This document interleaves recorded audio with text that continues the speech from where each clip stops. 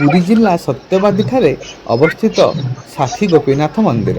कार्तिक मासरे अँला नवमी दिन श्री राधा पाददर्शन निमंते एठारे श्रद्धालु मानकर प्रबल भिड़ होता है। अँला नवमी परवर्ती एकादशी बा कार्तिक मासर बड़ एकादशी दिन राधाकृष्ण पाखरे चूड़ा घसा भोग करिवार एक स्वतंत्र परंपरा रही एठारे।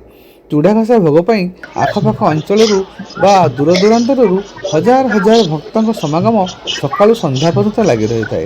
किए मानसिक धारी मानसिक करी चूड़ा घसा भोग करथांती तो आउ किए श्रद्धालु श्रद्धारे श्री राधाकृष्ण पाखरे चूड़ा घसा भोग करथांती। मंदिर बेढ़ारे नाम संकीर्तन सांगकु चूड़ा घसार बास्ना भिन्न एक परिवेश सृष्टि करिथाए।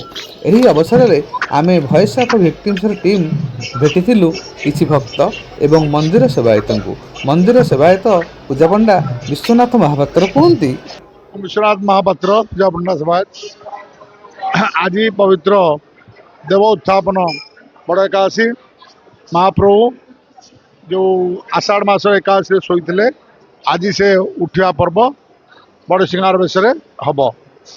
अच्छा आमे देखुचु ए मंदिर चारिपटे सब चूड़ा घसा भोग चली शह शह लोक चूड़ा घसा भोग कर आजिकार स्थानीय लोक मैंने पंचकोशी लोक मैंने समस्ते चूड़ा नड़िया घी मसला कमला दे प्रभु पाखे आसी चूड़ा घसा कर नैवेद्य अर्पण करती और समस्ते प्रसाद पाई निज निज घर को फेरती। श्रीरामचंद्रपुर शासन महापात्र यही पाख मंदिर श्रीरामचंद्र शासन आम अच्छी शासन महापात्र मंदिर मंदिर